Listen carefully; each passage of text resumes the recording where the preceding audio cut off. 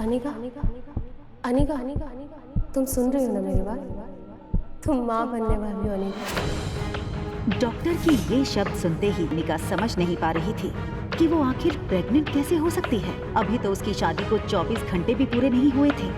Mister Gautam Guleria, मैं समझ सकती हूँ कि आप दोनों इस वक्त परेशान होंगे, मगर आप लोग कोई भी फैसला ले उससे पहले मैं एक बात बता दूं, प्रेगनेंसी 4 महीने पार हो चुकी है, so abortion is out of question.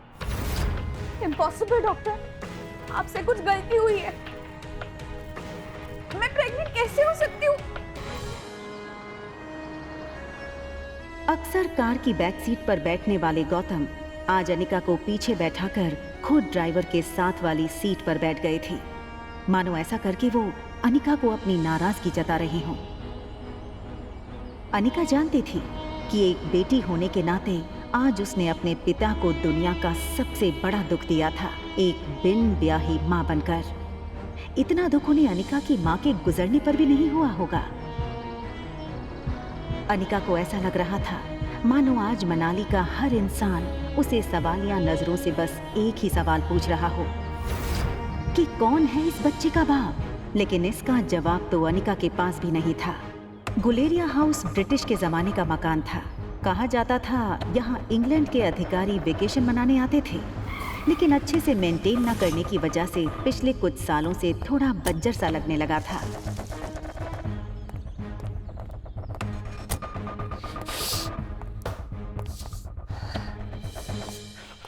Anika कमजोर शरीर और भारी कदमों से गौतम के पीछे पीछे घर में दाखिल हुई।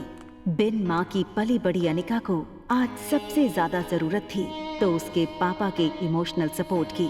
मुश्किल से एक मौका मिला था हमें हमारी जिंदगी फिर से बेहतर बनाने का। नसीब वाली थी तुम जो तुम्हारी डोगरा खानदान के इकलौते वारिस कुणाल डोगरा से शादी हुई थी। You know, कितने पावरफुल लोग हैं। मनाली का सबसे पावरफुल खानदान डोगराज। हमारे सारे कर्ज, पेंडिंग कोर्ट केस, हमारी हर तकलीफ से हमें बाहर निकाला था उन लोगों। लेकिन शादी के 24 घंटे में ही तुमने हमारी जिंदगी वापस से जहन्नुम बना दी। उन लोगों को अगर तुम्हारे इस कारनामे के बारे में पता चलेगा तो पता नहीं क्या होगा। और तुम्हारी छोटी बहन कामिनी, उससे कौन शादी करेगा? भले ही वो तुम्हारी सौतेली बहन हो, लेकिन तुम्हारे इस कारनामे की वजह से उसकी भी तो बदनामी होगी।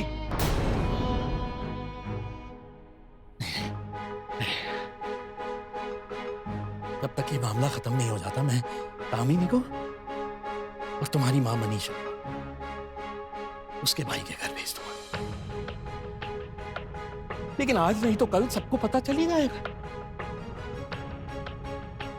आज तुम भी अपनी मां के साथ ही। अनिका वो सुन चुकी थी जो गौतम कहते कहते रुक गया था। अगले दिन सुबह गौतम ने घर में लगे सारे सीसीटीवी के पिछले 5 महीने की फुटेज को खंगाला और बारीकी से देखने के बाद वो हैरान रह गया था कि पिछले 5 महीनों से छोटी मोटी बीमारी के चलते अनिका घर के बाहर कहीं गई ही नहीं थी। ये देखकर गौतम का गुस्सा अब आश्चर्य में बदल गया।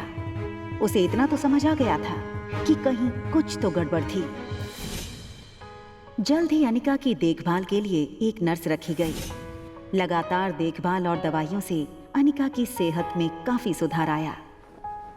4 महीने बीत चुके थे, लेकिन साथ ही साथ उसे ये बात रोमांचक कर रही थी कि उसके अंदर एक नन्ही सी जान पल रही है जो सिर्फ और सिर्फ उसका होगा। अनिका अपनी छोटी सी दुनिया में लगभग सब कुछ भूल चुकी थी। न वो किसी से मिलती, न कोई उससे मिलता।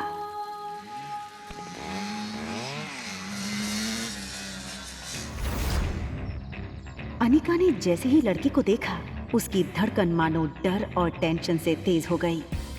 ये लड़का और कोई नहीं बल्कि अनिका का पति कुणाल डोगरा था।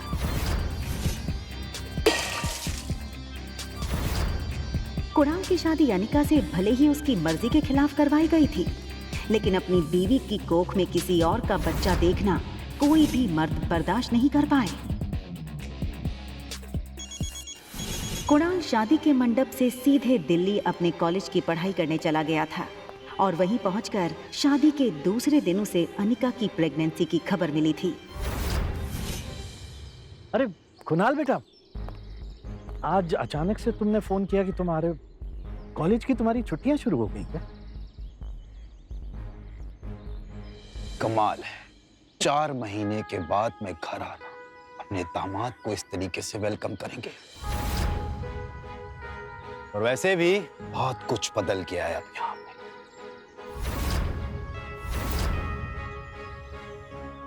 आओ बेटा, अंदर चलकर बात कर। देखो कुणाल, अगर तुम इस शादी को तोड़ना चाहते हो तो मैं समझ सकता हूँ। तुम समझ सकते हो, लेकिन ये बात मेरे दादाजी नहीं समझ सकते। जबरदस्ती इसे मेरी शादी करा दी। जब जब इसको देखता हूं ना, ऐसा लगता है एक ऐसे गुनाहों की सजा मिल रही है जो गुनाह मैंने कभी किए ही नहीं। देखो इस बेशरम को कैसे खड़ी है। मैं इस शादी को नहीं मानती। ये सुनकर कुणाल और गौतम दोनों ही शॉक थे। देखो बेटा, इस वक्त अनिका की तबीयत ठीक नहीं है, इसकी बातों पर ध्यान मत दो। और रहा सवाल इस बच्चे का, तो उसके पैदा होते ही उसे अनिका से हमेशा के लिए दूर कर दिया जाएगा, मेरा यकीन कर।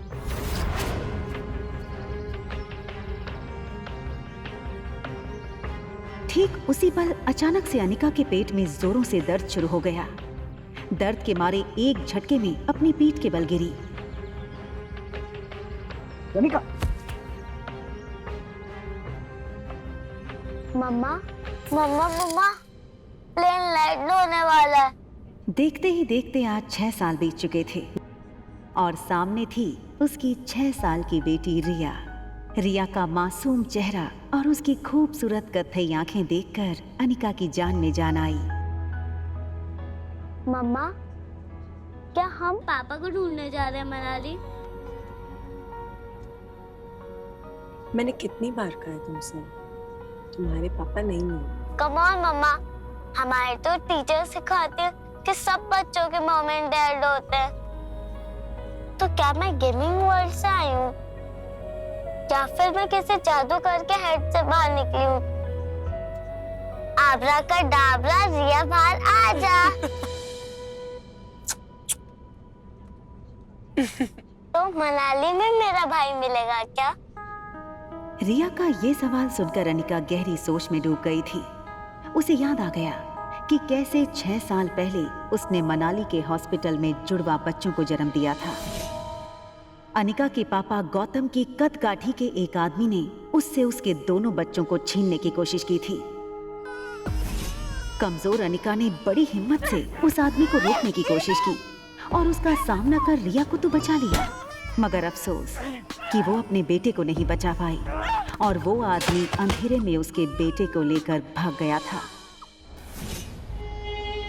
और इसी वजह से अनिका की मौसी उसे बचाकर बेंगलुरु ले आई थी, जहां अनिका का इलाज भी हुआ था।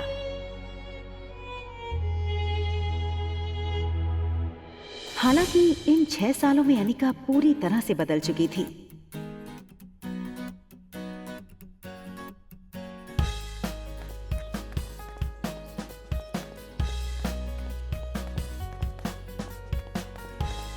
हार्मोनल इम्बैलेंस की वजह से फूला हुआ उसका शरीर अब एकदम ही से नॉर्मल हो चुका था।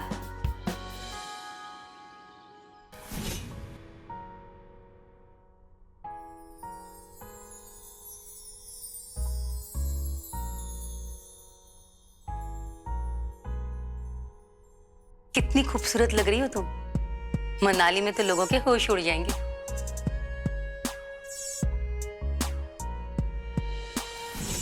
फ्लाइट अटेंडेंट हो या फ्लाइट के अन्य यात्री, सब लोग आते जाते अनिका पे एक नजर जरूर डालते।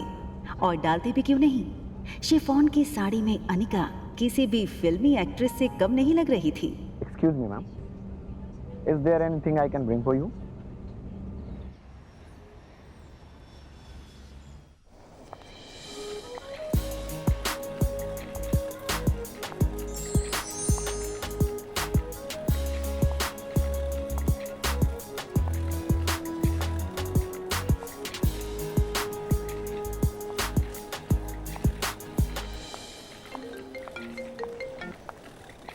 हेलो पा। कुणाल तुम्हें लेने एयरपोर्ट आ रहा है, तुम उसके साथ सीधा घर आना। यहाँ पहुंचते ही तुम्हें 2 पेपर्स पे साइन करना है, एक डिवोर्स पेपर और दूसरा वो। इतना कहकर गौतम अटक गया और फिर कुछ सोचकर उसने आगे कहा, खैर तुम घर आओ, यहाँ पहुंचते ही मैं तुम्हें सब समझाता हूँ।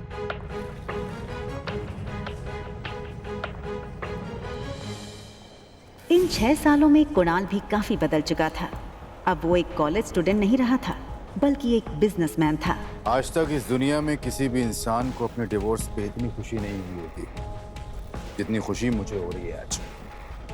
कैसे भी करके आज अपने डिवोर्स पेपर पे साइन करवा लूंगा। आप फिक्र मत कीजिए सर, आज मैं सुबह सुबह माता के दर्शन करके निकला हूँ और मैंने भगवान से प्रार्थना की है कि आज आपकी हर मनोकामना पूरी हो।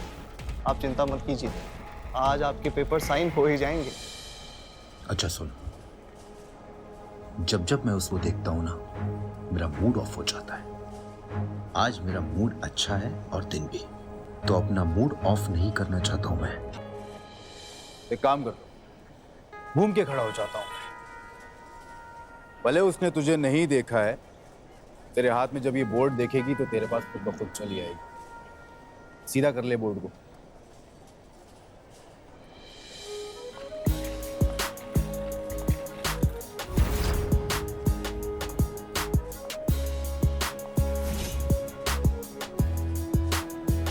कुणाल ने एयरपोर्ट से बाहर आते हुए एक लड़की को देखा और फिर देखता ही रह गया।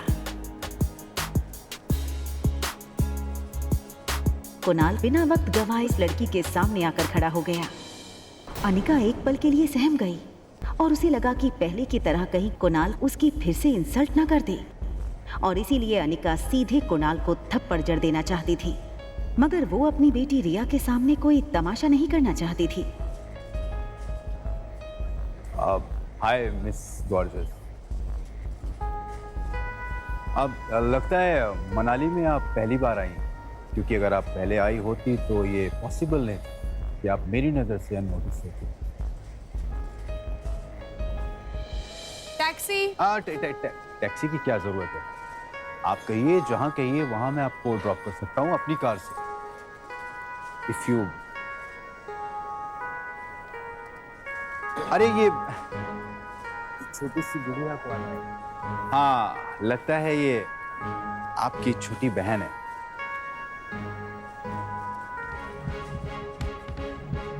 टैक्सी।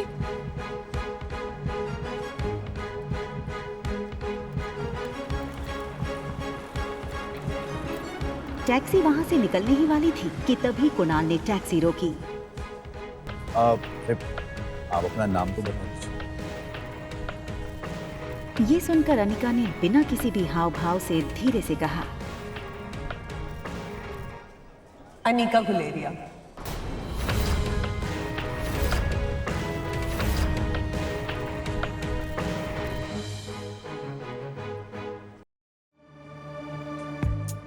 आप अनिका गुलेरिया को ही पिक करने आए हो ना?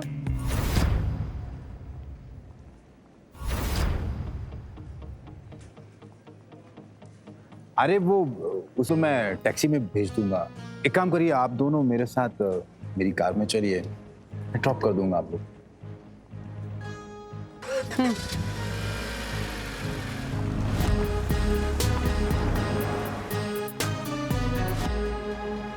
फटाफट इस टैक्सी के पीछे जाकर मैडम का पीछा कर, जाकर के देख मैडम किस होटल में रुकी।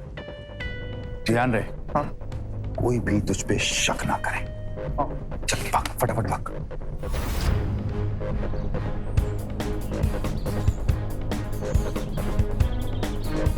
अगले 1 घंटे में अनिका की टैक्सी मनाली की सबसे बड़ी 5 स्टार होटल पैराडाइज इंटरनेशनल में दाखिल हुई। रुकिए। लेकिन उसका पीछा कर रहे राजू को होटल के मेन गेट पर ही रोक दिया। होटल का प्रीमियम इंटीरियर्स और फर्नीचर्स, आकर्षित एम्बियंस और वेलकमिंग स्टाफ को देखकर समझ आ रहा था कि क्यों देश विदेश से आए टूरिस्ट्स मनाली के इस शानदार होटल में रहना पसंद करते थे।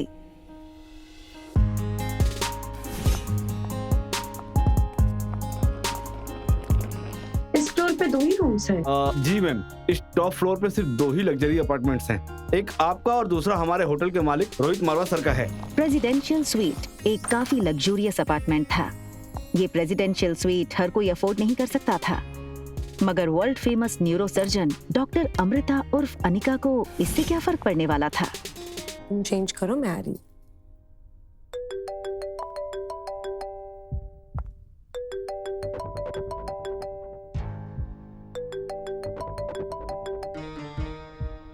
Hello Anika, what kind of behaviour is this? Kunal 2 घंटों से एयरपोर्ट पर तुम्हारा इंतजार करता रहा, तुम उसके साथ आई क्यों नहीं?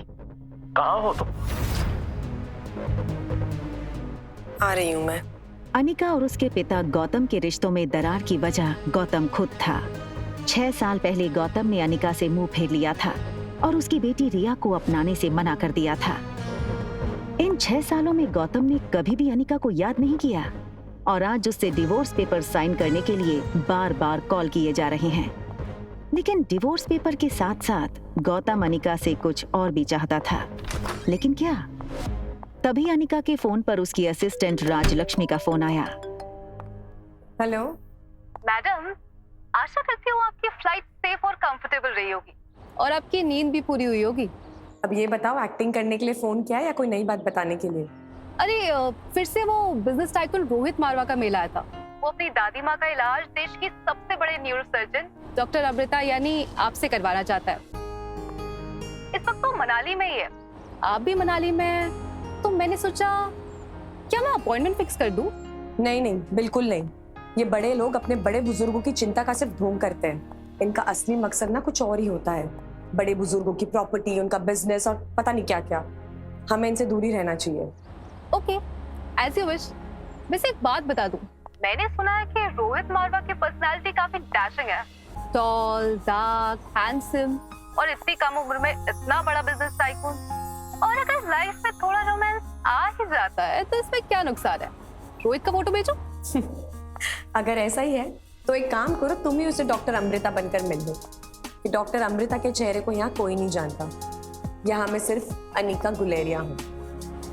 ठीक है, रोहित की फोटो भेजूंगी, एक बार देख लेना।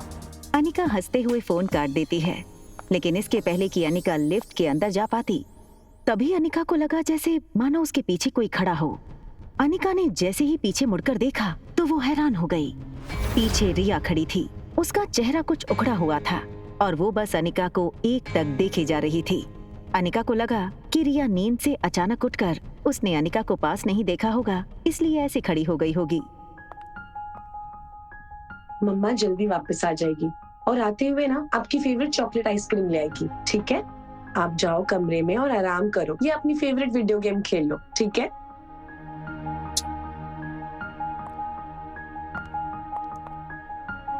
सीधा कमरे में ही जाना, okay? Mamma loves you and she will miss you a lot. बाहर जाने की जल्दी में अनिका एक बात भूल रही थी कि उसने अपने कमरे का दरवाजा बाहर से बंद किया था। फिर भी रिया रूम से बाहर कैसे आ गई थी?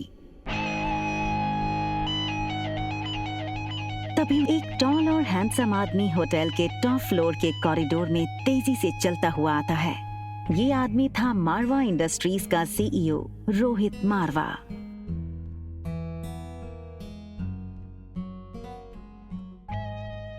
बेटा, तुमसे कितनी बार कहा है कि बिना बताए रूम से बाहर मत निकलना। मेरी बात सुनते क्यों नहीं आ रही? जिस लड़की को रिया समझकर कुछ ही पल पहले अनिका ने बात की थी, वो बच्चा रिया नहीं बल्कि आर्यन था।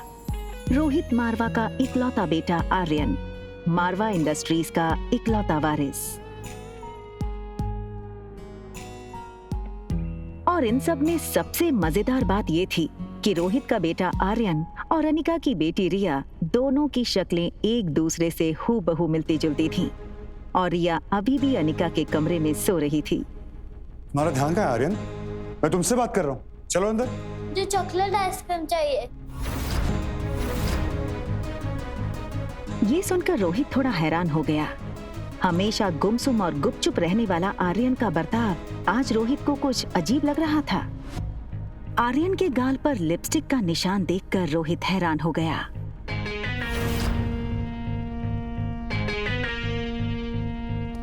रोहित ने तुरंत सिक्योरिटी चीफ को फोन करके उसके रूम के बाहर का सीसीटीवी फुटेज तुरंत मंगवाया।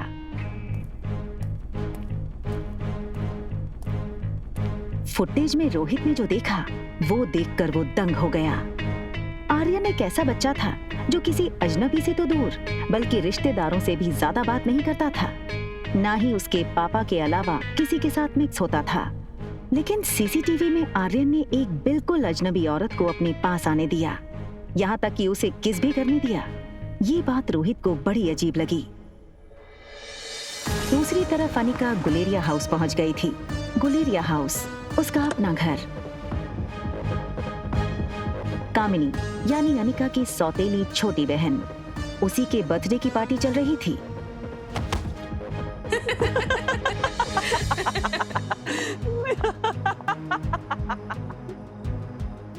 जैसे ही उस लड़की को अनिका ने देखा, उसे याद आया कि वो लड़की उसकी बुआ की बेटी प्रीति है। अगले साल मिस हिमाचल बनोगी और उसके बाद मिस इंडिया। क्या तुम अभी भी कहोगी कि तुम्हारी अनिका दीदी मुझसे ज्यादा खूबसूरत है? हाँ, अनिका दी सबसे ज्यादा सुंदर है। अच्छा, तो एक काम करते हैं, वोटिंग करते हैं। तो आप लोग वोट करोगे ज्यादा खूबसूरत कौन है, ठीक है? ये बात कहकर कामिनी ने अपने एक दोस्त से सिगरेट जलाने का लाइटर लिया और उससे अनिका की फोटो जला दी।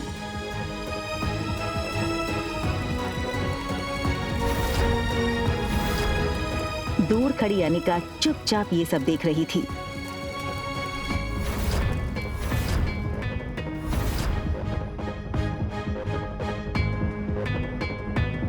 सो गाइस, आप वोटिंग के साथ तैयार हैं? तो बताओ मुझे कितने वोट? कामिनी, कामिनी, कामिनी, कामिनी, कामिनी, कामिनी, कामिनी, कामिनी। बेचारी प्रीति, सारे वोट्स तो मुझे ही मिल गए और तुम हार गई।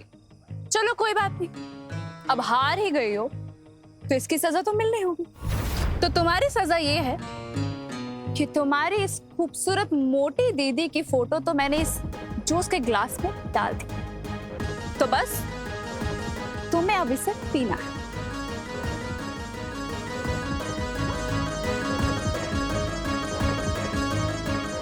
दिन माँ की अनिका को बचपन में साक्षी बुआ से ही माँ का प्यार मिला था और प्रीति मानो अनिका की कजन नहीं बल्कि सगी छोटी बहन हो। अनिका दी, हाँ?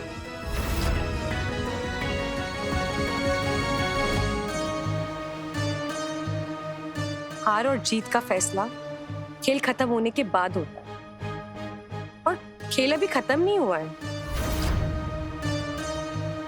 अरे यार, ये अनिका इतनी खूबसूरत कैसे लग रही है? हाँ यार, किसी फिल्म की हीरोइन जैसे लगने लगी है। Oh my God, she looks so sexy. जीत किसकी हुई है ये तो पक्का हो गया है, तो अब जो सजा तय करी थी वो पूरी कर ली जाए। चलो पी लो। और तभी ग्लास टूटने की आवाज सुनकर गौतम और अनिका की सौतेली माँ मनीषा वहां आ गए। पापा, मम्मा देखो ना, ये अनिका मेरी बर्थडे पार्टी में आकर मेरी पार्टी खराब करना चाहती। मैंने तो बस इसे इतना कहा कि तुमने अपना वजन कैसे घटाया, और ये कहने लगी कि मैं तुमसे काफी खूबसूरत हूँ और तो तुम्हारी औकात ही क्या है मेरे सामने। सबके सामने मेरी इज्जत थी। पापा बस करो अनिका, बहुत तमाशा हो गया। एक डिवोर्स पेपर पे साइन करने के लिए और कितना नाटक करोगी तुम? हमारे साथ अंदर आओ, तुमसे कुछ जरूरी बात करनी है।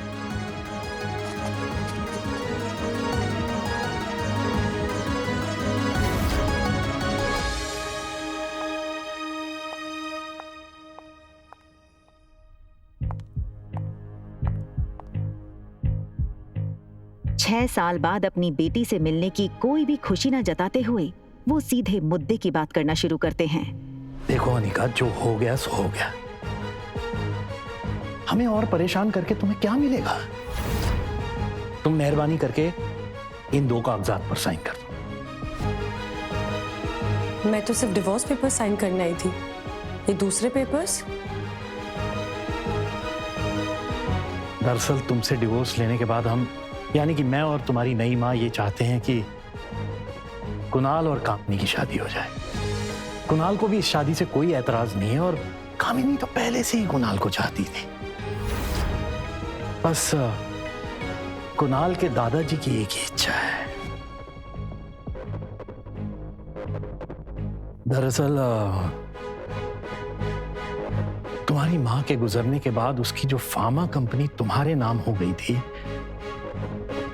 वो कंपनी तुम अपनी छोटी बहन कामिनी को शादी में तोहफे में दे दो। मैंने सारे कागजात तैयार करवा दिए हैं, बस तुम इन पे सिग्नेचर कर दो।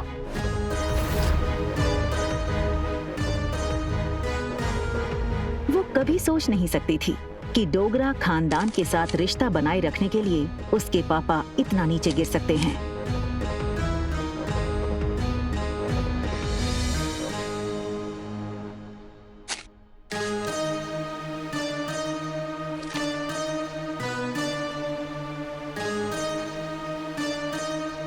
अपना कहलाने को इस दुनिया में इस कंपनी के अलावा मेरे पास कुछ नहीं है। माफ कर दीजिएगा, लेकिन ये कंपनी मैं आपको नहीं दे सकती।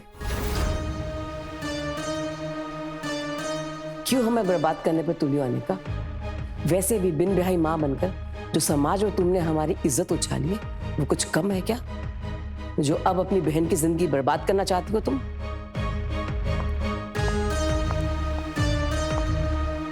तुम्हें क्या लगता है कि अगर तुम कंपनी मेरे नाम नहीं करोगी तो कुणाल मुझसे शादी नहीं करेगा? वह है मैं तुम्हारा। कुणाल मुझसे शादी इसलिए करना चाहता है क्योंकि वो मुझे पसंद करता है, ना कि तुम्हारी उस फैक्ट्री के लिए, जैसे उसे तुम्हारे साथ करनी पड़ी। लेकिन तुम ये सब नहीं देख सकती हो क्योंकि तुम मुझसे बचपन से ही चलती हो। कौन किससे जलता है ना, इसका नमूना तुम बाहर देख चुकी हो। बचपन में अनिका का फायदा हर कोई उठा ले जाता था। आज अनिका को इस तरह सबके अरमानों पर पानी फेरता हुआ देख सब लोग गहरे शौक में थे। समझती क्या हो अपने आप को?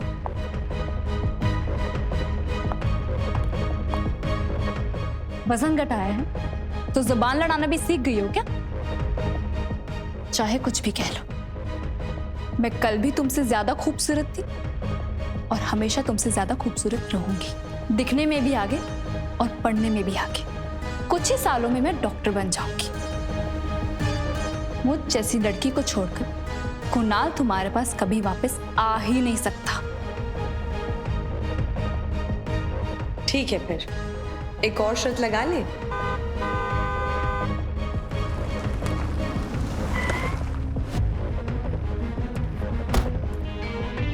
2 घंटा इसने मुझे एयरपोर्ट पे वेट कराया। अनिका, कहाँ हो तुम?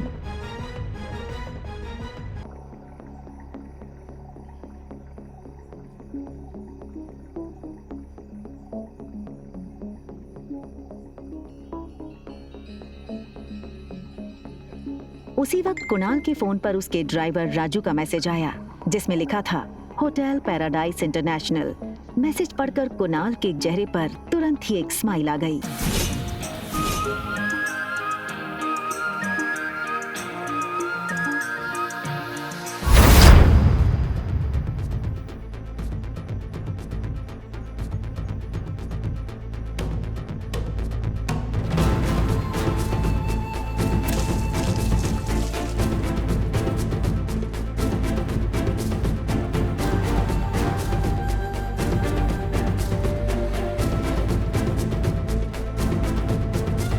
ओके फाइन, क्या चाहती हो तुम?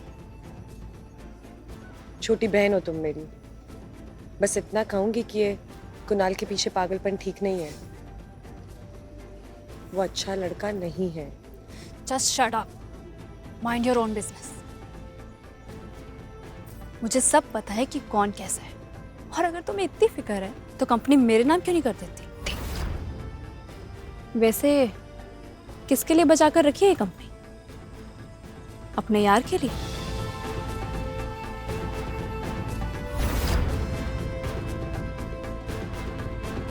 अनिका गुस्से में निकल गई। तभी वहां भागते हुए प्रीति आई।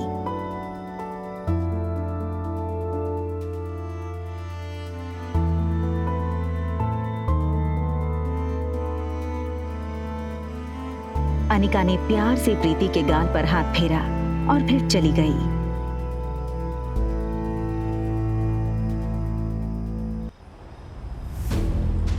अनिका दुनिया में हर चीज से लड़ सकती थी, मगर कोई उसकी बेटी को कहे ये उसे बर्दाश्त नहीं था। किसके लिए बचा कर रखी है कंपनी? लेकिन इसके साथ ही उसके पास इस बात का भी कोई जवाब नहीं था कि रिया का बाप था कौन। अनिका आज तक उसकी जिंदगी की इस सबसे बड़ी पहेली को सुलझा नहीं पाई थी। वो ये सब सोच ही रही थी कि तभी अचानक उसे कुछ याद आया। अनिका ने अपनी फार्मा कंपनी के पुराने वफादार मैनेजर मनोज को फोन लगाया। Hello uncle. आज इतने सालों बाद कंपनी के मालकिन ने इस मुलाजिम को याद किया। एक्चुअली बस ये पूछना था कि कंपनी ठीक तो चल रही है ना? बेटा बस यूं समझ लो, डूबती नाव में बस छेद पकड़ के बैठा हूँ। फिर भी सालाना 4-5 लाख का प्रॉफिट हो जाता है, जो मैं गौतम जी को भिजवा देता हूँ। अगर तुम चाहो तो अगली बार से तुम्हें भेज दूँ। नहीं नहीं अंकल, उसकी कोई जरूरत नहीं है। आप अपना ख्याल रखिएगा। आखिर क्या है इस छोटी कंपनी में जो डोगरास हाथ धोकर इसके पीछे पड़ गए हैं? पहले मेरे जरिए ये कंपनी हड़पने की कोशिश की और उसी के चलते कुनाल से मेरी शादी करवाई, और अब कामिनी के जरिए ये कंपनी पाना चाहते हैं। लेकिन क्यों? तो कंपनी मेरे नाम क्यों नहीं करते? होटल की तरफ टैक्सी बढ़ी रही थी कि तभी अनिका को याद आया कि उसने अपनी बेटी को एक प्रॉमिस किया था। मम्मा जल्दी वापस आ जाएगी और आते हुए ना आपकी फेवरेट चॉकलेट आइसक्रीम ले आएगी, ठीक है? Mamma loves you and she will miss you a lot. लेकिन अनिका इस बात से अनजान थी कि उसने प्रॉमिस रिया को नहीं बल्कि रोहित मारवा के बेटे आर्यन को किया था। होटल पहुंचते ही अनिका की कार को सिक्योरिटी गार्ड्स ने घेर लिया और वो अनिका का रास्ता रोक के खड़े हो गए। ये क्या बदतमीजी है? इस तरह से मेरा रास्ता रोकने का क्या मतलब है? सॉरी मैडम, हमें आपका सामान चेक करना होगा। बैग चेक करो। अनिका को कुछ समझ नहीं आया। उसके पास सिर्फ एक पर्स और चॉकलेट आइसक्रीम थी। Yes sir, it is chocolate ice cream. Anika ने रोहित की फोटो देखी थी, वो उसे तुरंत पहचान गई। What nonsense is this? You can't do this with me. I will call the police right away. Anika की गहरी काली आंखों को देखकर रोहित एक सेकंड भूल गया कि वो क्या कहने आया था।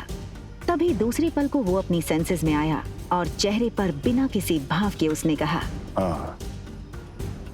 परफेक्ट। पहले खुद चोरी करो फिर खुद ही पुलिस को बुलाओ। Just perfect. What? मुझसे और मेरे बेटे से दूर रहना। Excuse me. मैं कब तुम्हारे पास आई? And listen, इस आलीशान होटल के मालिक हो, इसका मतलब ये नहीं है कि अपने गेस्ट के साथ इस तरह बदतमीजी करो। I can sue you in the court, Mr. Rohit Marwa. You know, I knew it. तो तुम जानती हो कि मैं रोहित मारवा हूँ, ये होटल मेरा है।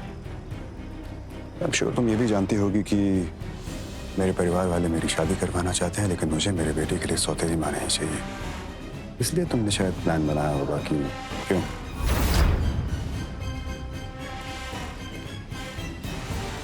Just stay away from my son. Right?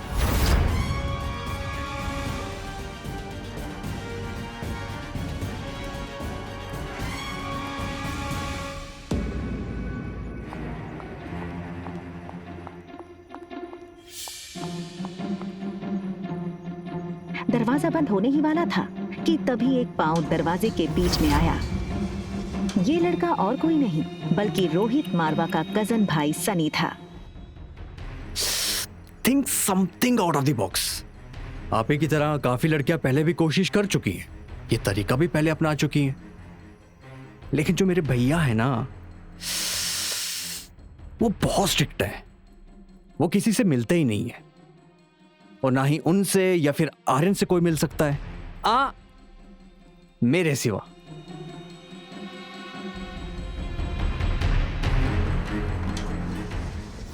दूसरी तरफ गुलेरिया हाउस में पार्टी लगभग खत्म हो गई थी। आई एम सो हैप्पी कि कुणाल ने आज की पार्टी एंजॉय की। कंग्रेचुलेशंस बेटा। आज कामिनी के बर्थडे के मौके पर मेरी तरफ से तुम दोनों के लिए तोहफा। Thank you very much. बहुत जल्द हम तुम दोनों की शादी पक्की कर देंगे।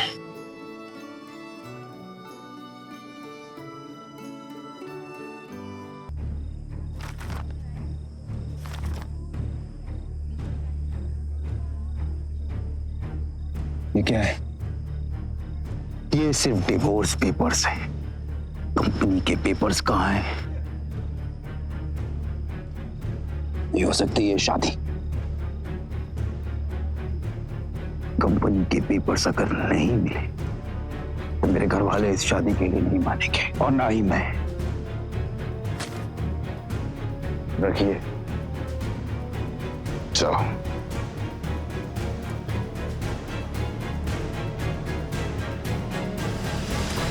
तिलमिलाई अनिका को ये समझ नहीं आ रहा था नीचे लॉबी में उसके साथ क्या हुआ और क्यों हुआ।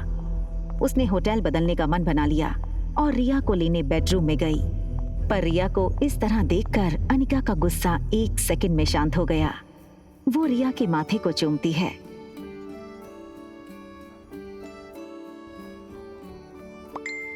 तभी उसके फोन में एक नोटिफिकेशन आया। अनिका ने मोबाइल चेक किया तो देखा कि उसके डॉक्टर अमृता नाम वाले मेल बॉक्स में रोहित मारवा का मैसेज आया था। और मीट यू अर्जेंटली। एक पेशेंट है जिसका दिमाग का ऑपरेशन करवाना है, जो सिर्फ आप कर सकती हैं।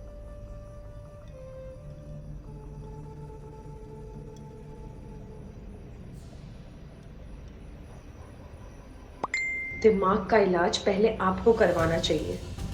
वहाँ रोहित डॉक्टर अमृता का मैसेज पढ़कर शॉक हो गया। रोहित को समझ नहीं आया कि डॉक्टर अमृता जैसी बड़ी न्यूरोसर्जन उसे ऐसे क्यों कह रही थी। रोहित ने अपनी कंपनी के आईटी हेड सैम को फोन लगाया। Hello Sam. Yes sir. Is there anything I can do for you sir? Yes, मेरे ऑफिशियल मेल अकाउंट पर अभी डॉक्टर अमृता का मेल आया है। पता करो वो मेल की लोकेशन कहाँ है। बस give me some time. Yes sir. भैया जल्दी आइए, आर्यन को कुछ हो गया है।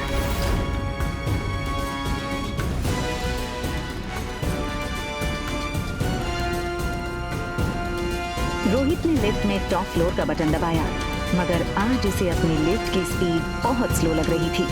आर्यन पर जरा सी तकलीफ आए तो रोहित बर्दाश्त नहीं कर सकता था। सनी दरवाजे पर रोहित का इंतजार कर रहा था।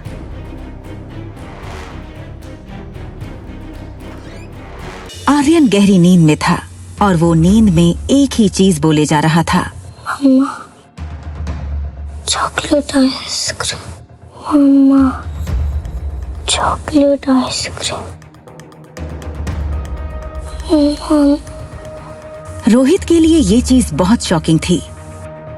रोहित ने आर्यन को माँ और बाप दोनों का प्यार दिया था, फिर आज ये अचानक आर्यन नींद में अपनी माँ को क्यों याद कर रहा था। ब्रो,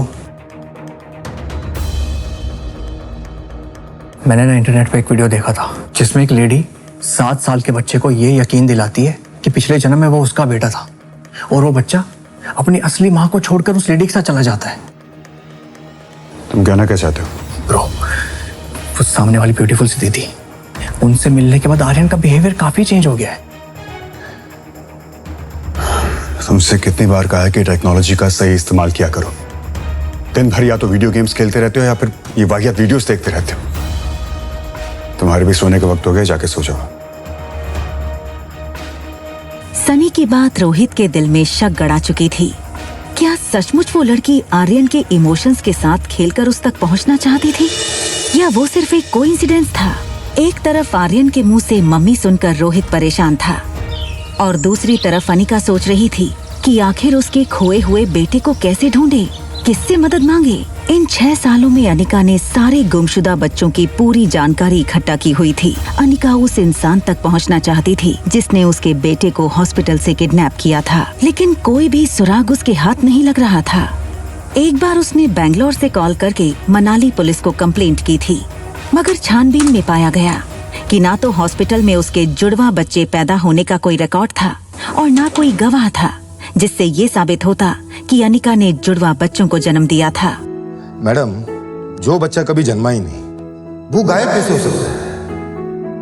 वो ये सब सोच ही रही थी, तभी अनिका को याद आया कि उसकी स्कूल का एक दोस्त पंकज इन दिनों मनाली पुलिस में सब इंस्पेक्टर है।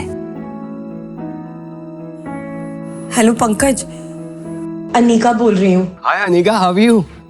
अनिका ने पंकज को अपनी कहानी बताई कि कैसे एक आदमी ने डिलीवरी के तुरंत बाद हॉस्पिटल से उसका बच्चा चुराया था। प्लीज कुछ करो ना, कोई तो रास्ता होगा जिससे मैं अपने बेटे तक पहुंच सकूं। पंकज पहले से ही इस केस से वाकिफ था।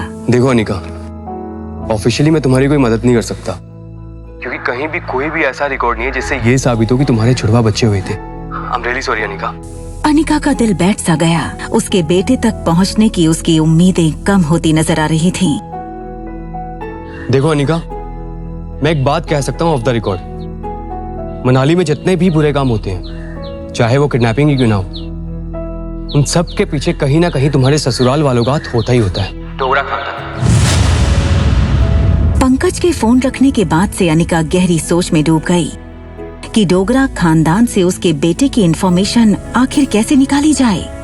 तभी उसे एक आइडिया आया और उस आइडिया का नाम था Kunal Dogra. Hi miss gorgeous.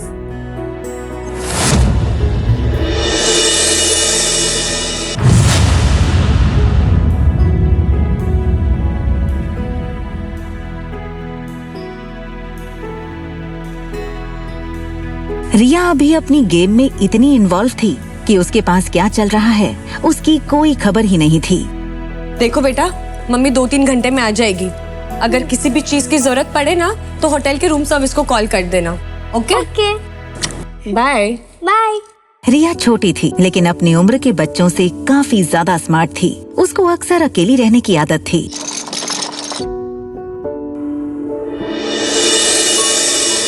और सुनो, कुछ भी हो जाए रूम से बाहर मत निकलना।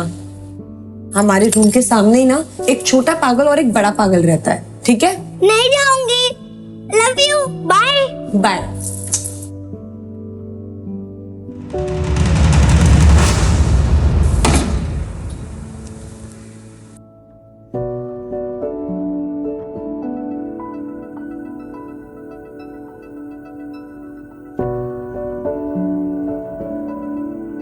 अनिका जान चुकी थी कि जब उसने रोहित को पागल कहा तब वो उसके पीछे ही खड़ा था। अनिका सोच रही थी कि दूसरी लिफ्ट ले लूंगी, तभी लिफ्ट मैन ने कहा, प्लीज कम इन मैडम। ना चाहते हुए भी अनिका को वही लिफ्ट में जाना पड़ा। अनिका सोच रही थी कि आखिर रोहित ने उसकी बात सुन के कुछ रिएक्ट क्यों नहीं किया। वहीं दूसरी तरफ रोहित इस लड़की को समझने की कोशिश कर रहा था। आपने छोटा पागल किसको बोला? आपके होटल में रहने वाले मेहमानों की प्राइवेसी का बिल्कुल ख्याल नहीं रखा जाता क्या? हमारी होटल मनाली की सबसे सेफ और सिक्योर होटल है। इतनी सिक्योरिटी के बावजूद ना कल मेरी चॉकलेट आइसक्रीम चोरी हो गई थी। इनफैक्ट कुछ डाकू आए और मेरी आइसक्रीम लूट के चले गए। एक्सक्यूज मी, आपने हमें डाकू बोला? हाँ बोला, क्योंकि कल तुम्हारी वजह से पहली बार मैं अपनी बेटी को दिया हुआ प्रॉमिस पूरा नहीं कर पाई। क्या मतलब? वो चॉकलेट आइसक्रीम आप अपनी बेटी के लिए लाई थी?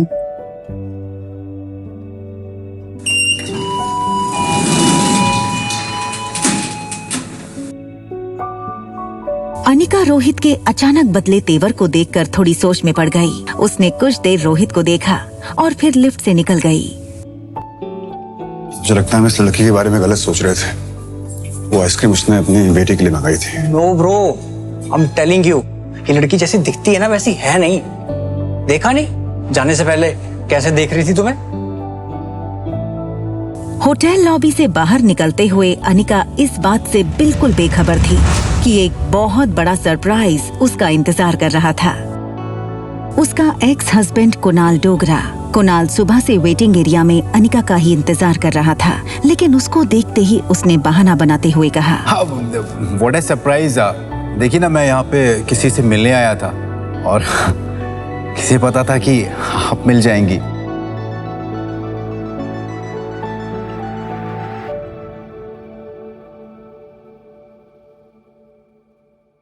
Thank you. My pleasure. वैसे यहाँ पास में ना एक बहुत अच्छी कॉफी शॉप है, तो क्या आप मेरे साथ कॉफी पे इफ यू चल सकती है? अनिका ने हाँ कर दी। कुणाल को अपनी लक पर विश्वास नहीं हो रहा था। That's great. लेकिन कितनी अजीब सी बात है ना कि हम लोग लगातार 2 दिन से मिल रहे हैं लेकिन एक दूसरे का नाम ही नहीं जानते हैं अभी।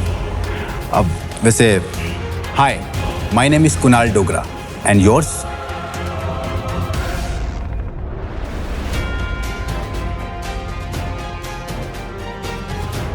Ragini. Pleasure to meet you miss Ragini.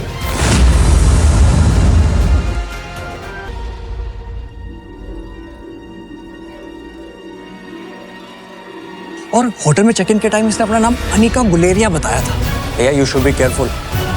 हमें और आर्यन को ना इस लड़की से बच के रहना चाहिए।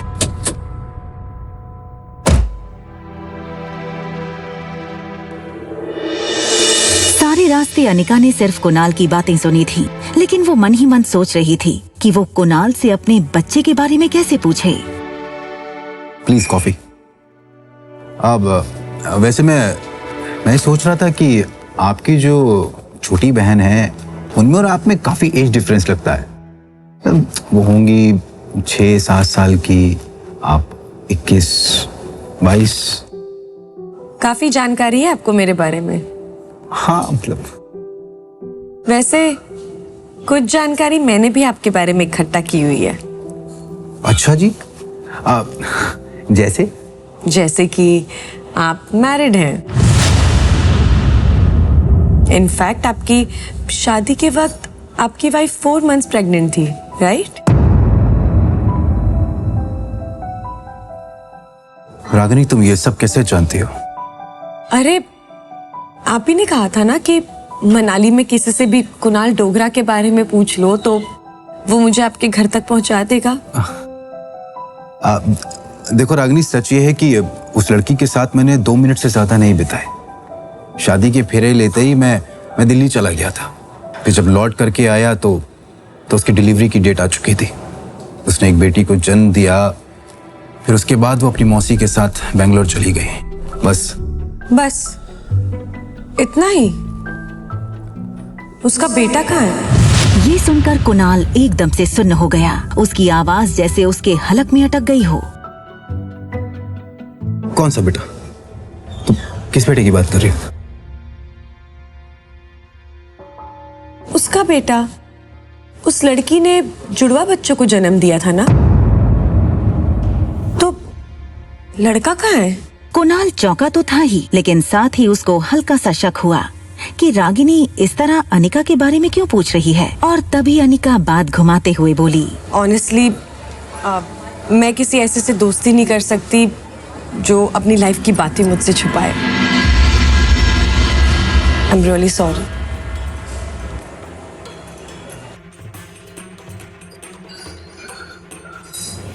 रागिनी, मैं बताता हूँ। क्या आज अनिका को अपने खोए हुए बेटे के बारे में पता चल जाएगा? अनिका की धड़कनें तेज हो चुकी थीं। पिछले 6 सालों से अनिका को बस इसी पल का इंतजार था कि कहीं से उसके बेटे की कोई खबर मिले। एक बेटे को अपनी माँ के साथ देखकर अनिका को अपने खोए हुए बेटे की याद आ गई और वो चाहकर भी अपने आंसुओं को रोक नहीं पाई। लेकिन फिर अपने आंसुओं को छुपाने के लिए तुरंत अनिका ने पर्स से सनग्लासेस निकाले और पहन लिए। मुझे रागिनी को रोकना होगा। देखो रागिनी, मैं सच में नहीं जानता हूँ कि वो बच्चा इस वक्त कहाँ पे है, लेकिन ये जरूर जानता हूँ कि अनिका के पापा गौतम ने उसे किडनैप किया है।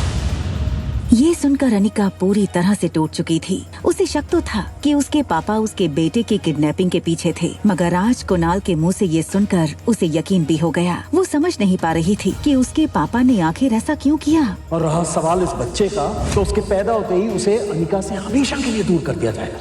मेरा यकीन कर। रागिनी, तुम इतना नर्वस क्यों हो रही हो? और तुम्हें इन सब बातों से क्या लेना देना? क्यों परेशान हो रही हो तुम? मैं इतनी जल्दी किसी से दोस्ती नहीं करती, और जब तक उनके बारे में पूरी इंफॉर्मेशन ना मिल जाए ना, मैं दोस्ती नहीं करती। अब तो मिल गई, तो दोस्ती का हाथ बढ़ा दो।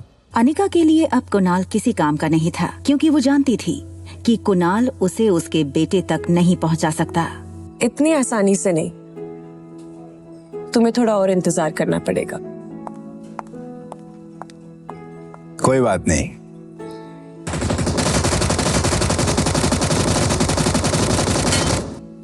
पीछे रहो, मैं आगे जाके दुश्मन का बंकर उड़ा देती हूँ। यस, ये बूस्टर हमारी टीम का है। राहुल 1-1, तुम एयरबेस पे हमला करो। रेडी? 1, 2, 3। हम जीत गए। हमेशा की तरह रिया की टीम जीत गई। गेमिंग की दुनिया में रिया स्वीट एंजल के नाम से मशहूर थी। हालांकि उसने अपनी गेमिंग आईडी में कोई फोटो नहीं डाली थी। वो नहीं चाहती थी कि लोग उसकी उम्र देखकर उसे जज करें। कई लोगों को तो लगता स्वीट एंजल कोई बहुत बड़ी इंजीनियर या कंप्यूटर जीनियस होगी। रिया पर अब इन मैसेजेस की वाहवाही का असर नहीं होता था, क्योंकि अब ये सब कुछ उसके लिए बहुत आम बात थी। स्वीट एंजल के नाम से खेल रही रिया मॉर्टल फाइट गेम की वर्ल्ड चैंपियन थी।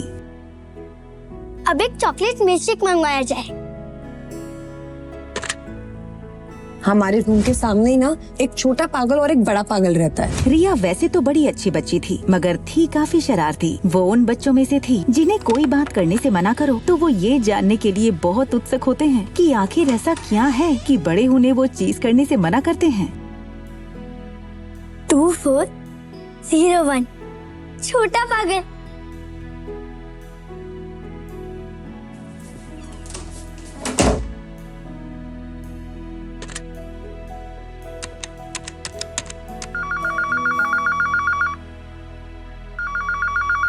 हमेशा तुम्हारी वजह से ना गेम हार जाता है यार। ज्यादा से ज्यादा स्वीट एंजल की गेम को फॉलो किया करो ताकि तुम लोग भी कुछ सीख सको। हद है यार तुम लोगों की।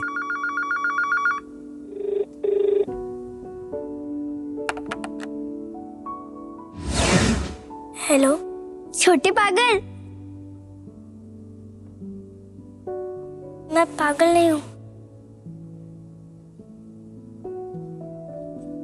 तुम्हें ये बात मेरी टीचर ने बताई क्या? अच्छा, तो तुम्हारी टीचर भी ये बात जानती है क्या? तुम स्कूल जाती हो? ऑफ कोर्स, हर बच्चा स्कूल जाता है। तुम नहीं जाते क्या? मैं स्कूल जाता था जब हम पूरी फैमिली के साथ रहते थे। फिर डैड मुझे यहाँ लेकर आ गए। ये होटल डैड की है और अब हम इस होटल में ही रहते हैं। और ट्यूशन टीचर भी यहीं आती है मुझे पढ़ाने। स्कूल नहीं जाते, होटल को अपना घर बना रखा है। अच्छा एक बात बताओ, तुम्हारा कोई फ्रेंड है यहाँ पर?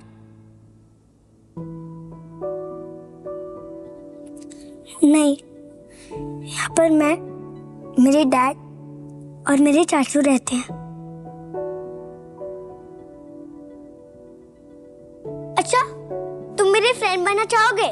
आर्यन, जिसकी लाइफ में सिर्फ 2 चीजों की कमी थी, माँ और दोस्त की, इसलिए आर्यन ने बिना वक्त गवाए तुरंत हाँ कर दी। हाँ, मेरा नाम रिया है। तुम्हारा नाम क्या है?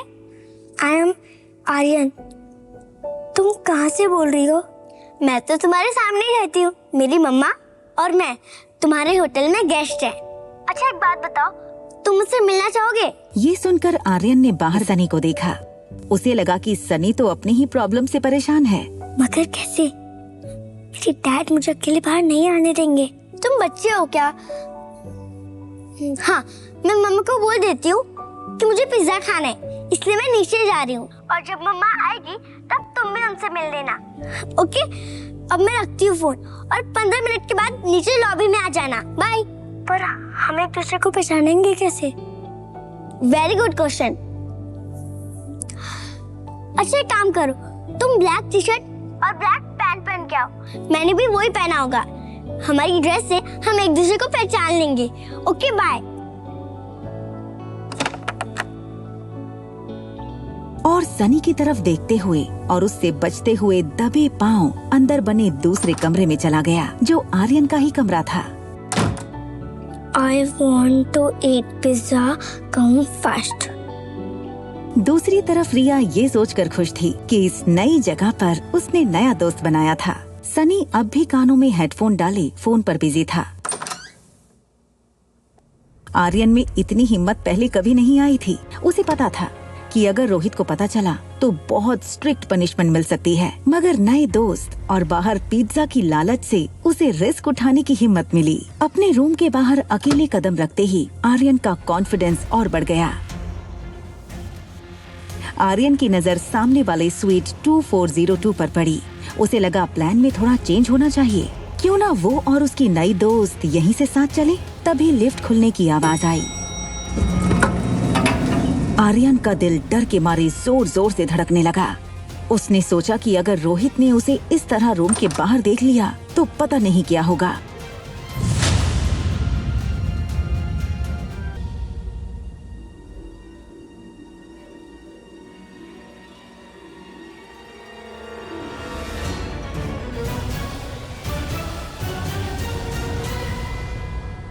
एक माह होने के बावजूद आर्यन को black jeans, black T shirt और स्पोर्ट शूज में देखकर वो भी धोखा खा गई थी और सोच रही थी कि ये उसकी बेटी रिया है। I am so sorry, mamma is late no.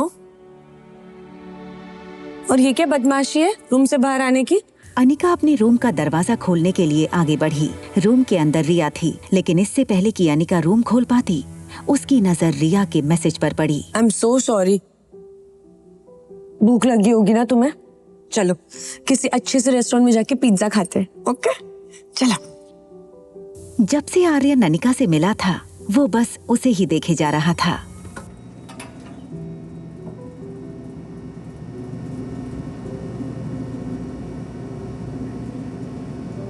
Anika का स्पर्श, उसका प्यार देखकर आर्यन को ऐसा लगा जैसे कि अगर उसकी माँ होती तो उसे ऐसा ही प्यार करती। आर्यन ये तक भूल चुका था कि उसे उसकी नई दोस्त को मिलना था। इस वक्त आर्यन को अनिका की ममता के आगे और कुछ नहीं दिख रहा था। लिफ्ट में अनिका की बगल में खड़ा आर्यन धीरे से अचानक अनिका की उंगली पकड़ लेता है। ये देखकर अनिका को थोड़ा अजीब लगा और उसने आर्यन की तरफ देखा। आर्यन की आंखें जैसे अनिका की आंखों से पूछ रही हों कि माँ तुम कहाँ थी? अनिका, जो आर्यन को रिया समझ रही थी, उसने एक पल के लिए सोचा कि रिया ऐसे इमोशनली क्यों देखी जा रही है उसको। आर्यन ने आंखें बंद कर लीं और अनिका को जोर से पकड़कर हक कर लिया, मानो जैसे आर्यन को हमेशा से इसी पल का इंतजार था। उसने अनिका को पहले कभी देखा तक नहीं था, मगर आज उसे ऐसा लग रहा था जैसे वो अनिका की गोद में पहले भी खेला है।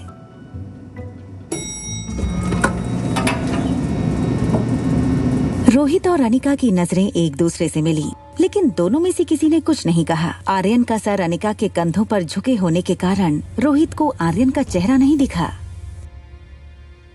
रोहित बस अनिका को जाते हुए देखे जा रहा था। ऐसा लग रहा था मानो रोहित अभी आर्यन को अनिका की गोद में देख लेगा। आगे चली जा रही अनिका को कुछ एहसास हुआ। उसने पलटकर रोहित की तरफ देखा तो पाया कि रोहित उसे ही देखे जा रहा था। सर, रोहित को अपने आप पर गुस्सा आ रहा था।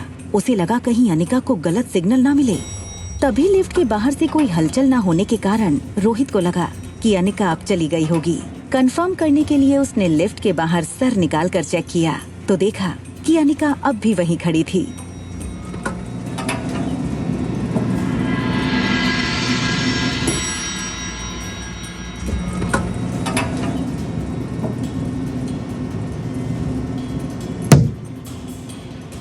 रोहित, जो पहले से थोड़ा डिस्टर्ब था, उसने रिया को आर्यन समझकर कड़क आवाज में डांट दिया।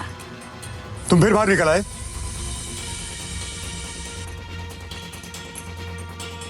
तुम्हें कितनी बार मना किया रूम से बाहर निकलने के लिए?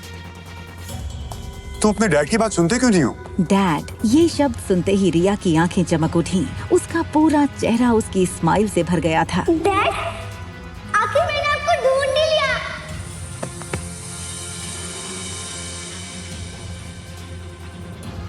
रोहित गुमसुम और चुपचाप रहने वाले आर्यन का ऐसा मस्ती भरा रूप देखकर हो गया था हैरान।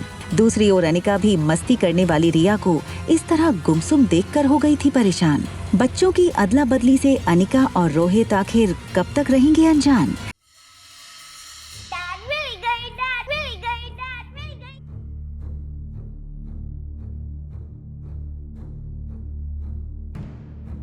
आखिर आर्यन को हो क्या है? इससे पहले तो इसने कभी ऐसा बिहेव नहीं किया था।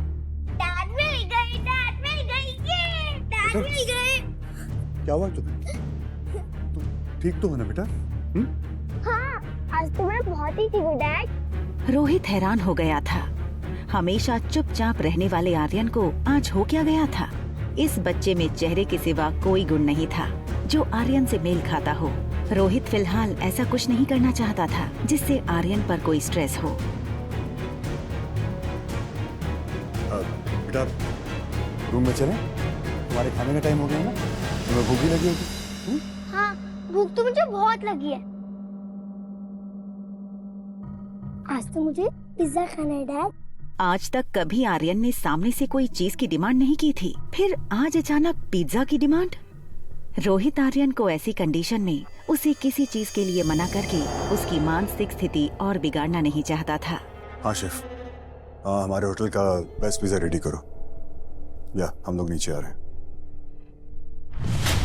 सारे रास्ते टैक्सी में अनिका खिड़की के बाहर देखते हुए ये सोच रही थी कि आखिर उसके पापा किस जन्म का बदला ले रहे थे उससे। क्यों उन्होंने अनिका से उसका बेटा छीना? कहाँ होगा उसका बेटा?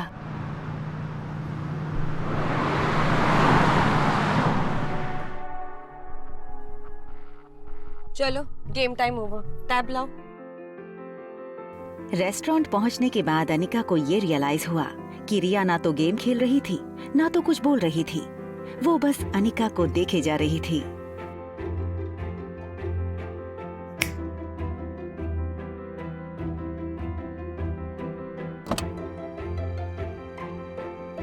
चलो आज टेबल मैं चूज करूंगी। रिया ने ऐसा टेबल चुना जहाँ से लिफ्ट का दरवाजा ठीक से दिखाई दे। उसे अपने दोस्त को पहचानना था, ये वाला जो ब्लैक जीन्स और ब्लैक टी शर्ट पहने लिफ्ट से निकलेगा। नहीं नहीं, आप यहाँ मत बैठिए, वहाँ बैठिए। आर्यन का ऐसा बर्ताव रोहित ने पहले कभी नहीं देखा था।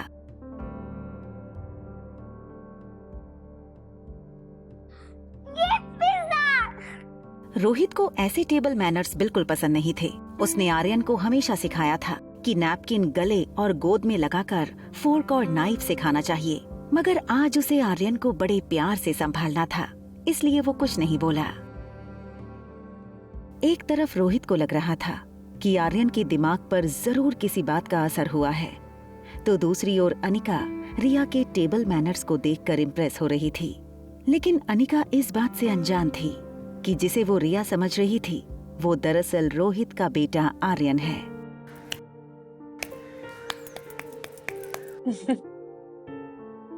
अचानक अनिका की नजर रिया की आंखों पर पड़ी। आर्यन की आंखें हमेशा थकी हुई और कमजोर लगती थीं, इसलिए अनिका ने अपनी पर्स से एक आईना निकाला और आर्यन को दिखाकर बोली, ये तुम्हारी आंखों को क्या हो गया है?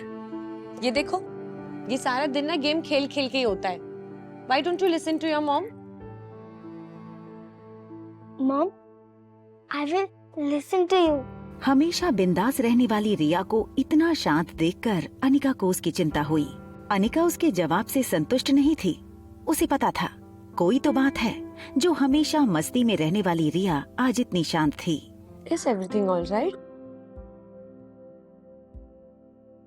अगर सब कुछ ठीक है तो फिर ये आंखें इतनी थकी थकी सी क्यों है? इतनी छोटी सी हो गई हैं। और आज इतने चुप से क्यों हो? I am fine. In fact, आज मैं बहुत खुश हूँ mom. Can I call you mom?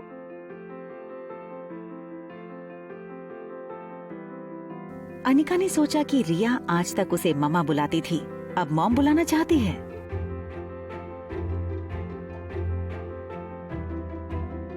तुम मम्मा बोलो या मॉम बोलो, हूँ तो मैं तुम्हारी माँ। सचमुच? I love you mom.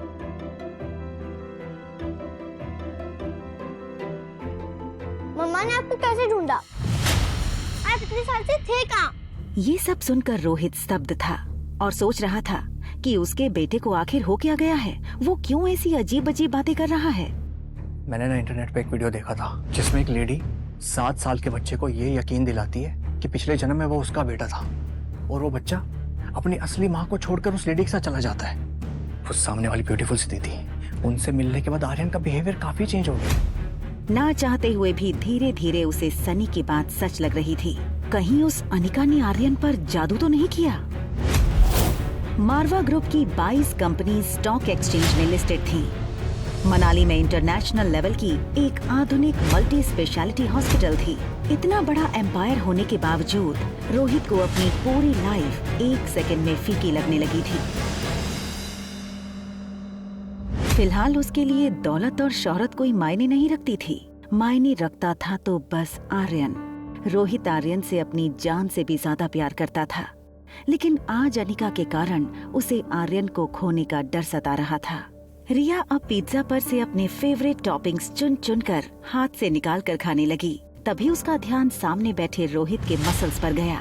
Regular exercise की वजह से रोहित का शरीर फिट था। फ्लैट एब, टोन्ड मसल्स उसके टक्सीडो शर्ट से भी साफ नजर आ रहे थे। रिया ने रोहित के बाइसेप्स देखे और अपने छोटे छोटे हाथों से उसे दबा कर कहा, मैंने जितना सोचा था उससे कई ज्यादा हैंडसम और स्ट्रॉन्ग हो आप। मुझे एक हाथ में उठा के घुमाओ ना, बहुत हो जाएगा। करो करो करो। नहीं, पहले मैं खाऊंगी फिर मुझे घुमाना, ओके? आर्यन की कमजोर मानसिकता समझते हुए रोहित के पास उसकी बातें मानने के अलावा और कोई चारा नहीं था। देखो बेटा, मैं आपकी सारी बातें मानूंगा, आपका जो मन में आए वो करो, लेकिन आपको ना मेरी एक छोटी सी बात माननी पड़ेगी। वो जो शातिर औरत है ना जो 2402 में रहती है, बस उसकी बात मत सुन, ओके?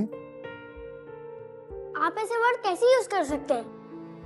आप भूलिए मत, वो मेरी मम्मा है। मुझे लगता है अब हमें जाना चाहिए। लगता नहीं, अब मेरा फ्रेंड आएगा। और हाँ, तब तक मैं आपसे बात नहीं करूंगी जब तक आप मेरी मम्मा को सॉरी नहीं बोलोगे। बेटा, बेटा मेरी बात सुनो, बेटा।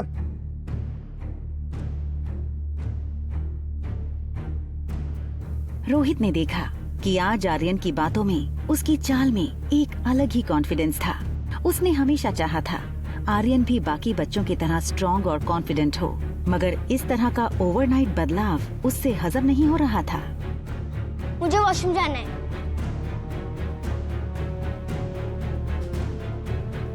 वेट, आप अंदर नहीं आ सकते। आप जानते हैं ना?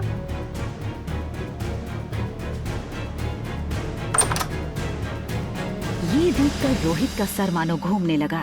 वो सोच रहा था कि भले ही आर्यन सिर्फ 6 साल का था, उसे इतनी समझ तो थी कि उसे कौन से वॉशरूम में जाना चाहिए, लेकिन वो ये नहीं जानता था कि जिसे वो आर्यन समझ रहा था वो दरअसल रिया थी।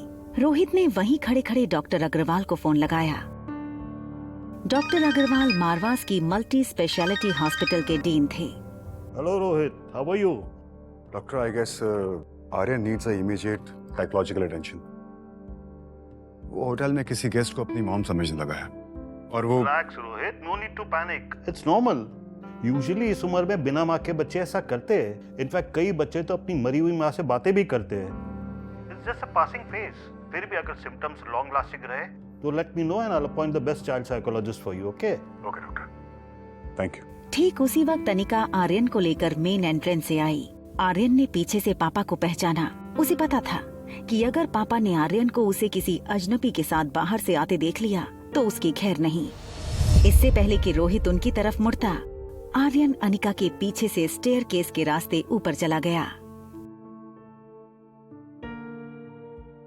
रोहित किसी की भी परवाह किए बिना अनिका पर टूट पड़ा। क्या चाहिए तुम्हें? क्यों कर रही हो मेरे बेटे के साथ ऐसा? देखिए, आई थिंक आपको कोई ना गलतफहमी हुई है। कितने पैसे चाहिए तुम्हें?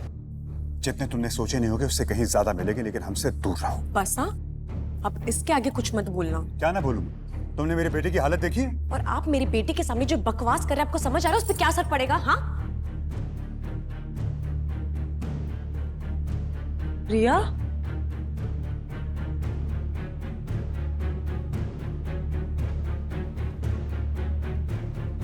आपने अभी मेरी बेटी को देखा जो अभी मेरे साथ आई थी, वो ब्लैक कलर का?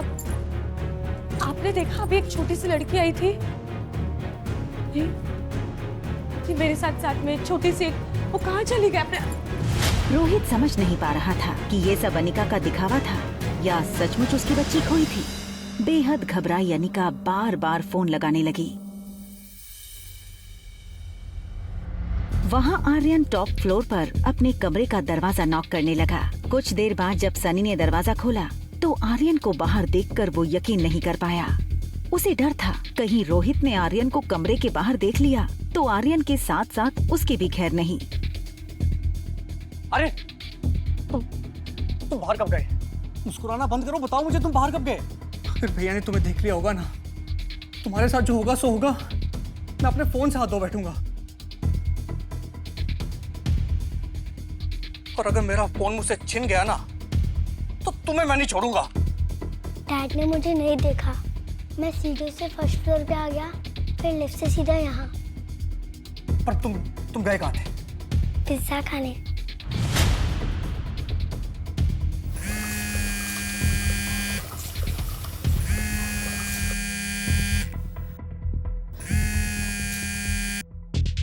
हाँ हेलो मम्मा।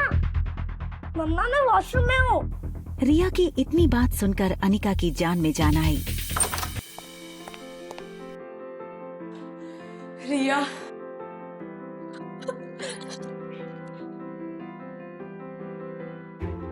डरा दिया तूने। सारा दिन तू इतनी वेल बिहेव थी और होटल में आती तेरी शैतानी शुरू। आपका पिज्जा बहुत टेस्टी था मम्मा।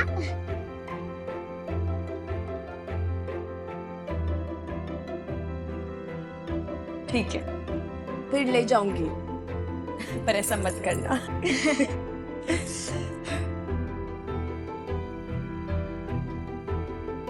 वॉशरूम के सामने एक सर्विस लिफ्ट थी। अनिका नहीं चाहती थी कि मेन लिफ्ट के सामने रिसेप्शन के पास खड़ा रोहित रिया के सामने फिर वो सब बोले जो उसने अभी अभी कहा था। सनी ये सुनकर परेशान था कि आखिर आर्यन पिज्जा किसके साथ खाकर आया। उसे लगा इससे पहले कि रोहित को कहीं से पता लगे मुझे ही सब कुछ बता देना चाहिए। हाँ बोलो। हेलो भैया, ये आर्यन कहीं से पिज्जा खाकर आया है। हाँ मैं उसे अपने साथ ले गया था। एक मिनट, आर्यन ऊपर तुम्हारे साथ है? हाँ।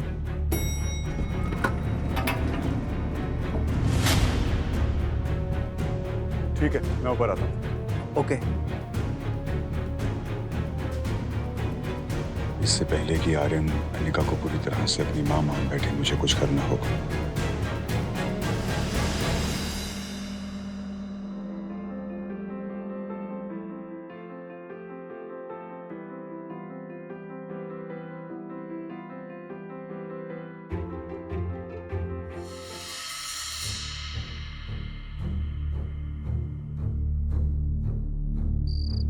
रात के 11 बज चुके थे। अनिका अपने स्वीट के बेडरूम में बेड पर लेट गई। सारे दिन की थकान के बाद अब उसके शरीर की कमजोरी उसकी आंखों में साफ दिखाई दे रही थी। वहाँ बगल में रिया बेड पर लेटी तो थी, मगर नींद उससे कोसों दूर थी। रिया की आंखों के सामने बार बार एक ही फिल्म चल रही थी। रिया, मम्मा और डैड घूमने गए हैं और रिया डैड के कंधों पर बैठी है। मम्मा, कितना अच्छा होगा ना जब आप और डैड दोनों साथ रहोगे, है ना? अनिका की कच्ची नींद अब गहरी हो चुकी थी, इसलिए उसने रिया की बात नहीं सुनी। रिया ने मम्मा को डिस्टर्ब न करने का सोच के उसे हक कर लिया। अपनी आंखें बंद की, ये सोचकर कि शायद नींद आ जाए। वहाँ आर्यन की भी हालत कुछ वैसी ही थी। खुली आंखें और नींद गायब। आर्यन अपने कमरे में हमेशा डैडी के साथ सोता था, मगर आज उसके साथ थी मॉम के साथ बिताए वक्त की स्वीट मेमोरीज। मॉर्निंग बर्ड्स की मीठी आवाजों के बीच आर्यन की आंखें खुली। बीती रात उसे काफी अच्छी नींद आई थी, और क्यों ना हो, आर्यन ने जिंदगी में पहली बार माँ का स्पर्श महसूस किया था।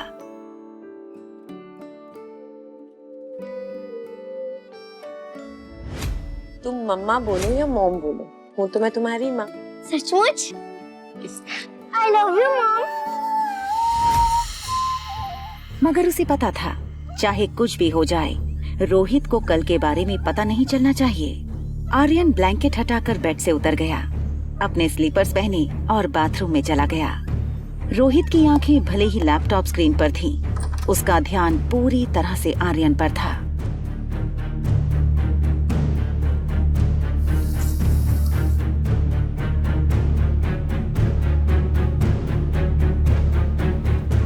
Good morning dad. रोहित की नजर अब भी आर्यन के बर्ताव पर थी, जो अब बिल्कुल पहले जैसे हो गया था। गुड मॉर्निंग बेटा, ब्रेकफास्ट के लिए चलें? डाइनिंग टेबल पर रोज की तरह होटल के सर्विस स्टाफ ने नाश्ता सजा दिया था। Orange juice, bread toast, butter और सैलेड। रोहित ने राहत की सांस ली। आर्यन पहले की तरह नॉर्मल हो गया था।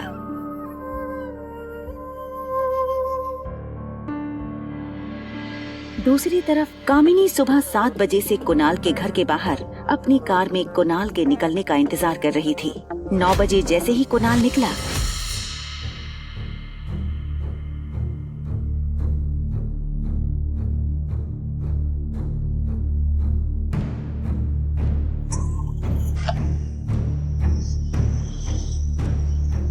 अनिका की सौतेली बहन कामिनी अपने होने वाले मंगेतर कुणाल का अपनी कार से तेजी से पीछा कर रही थी।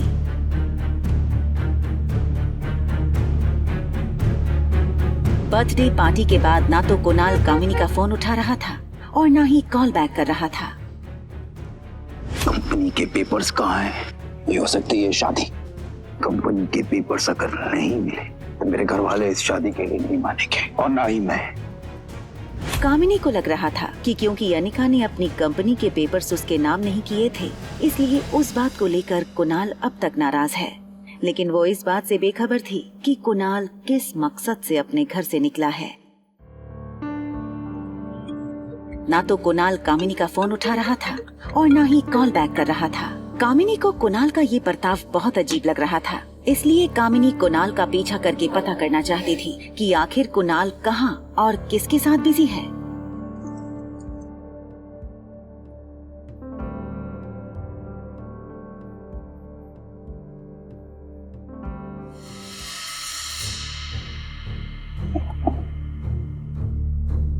कुणाल की गाड़ी होटल पैराडाइज के गेट पर रुकी। कामिनी थोड़ी दूर रुक गई। उसने देखा कुणाल ने गेट पर सिक्योरिटी से कुछ बात की और गाड़ी लेकर अंदर चला गया।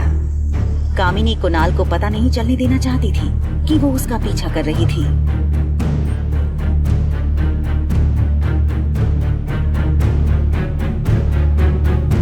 उसने देखा कुणाल वैले पार्किंग के लिए अपनी कार दे रहा था।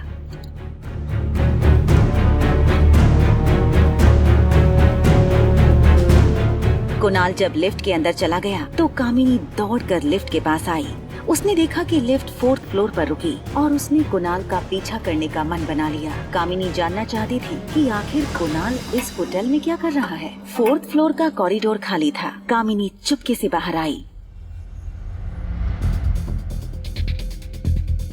हील्स की आवाज सुनकर कुणाल चौकन्ना हो गया और वो झट से मुड़ा।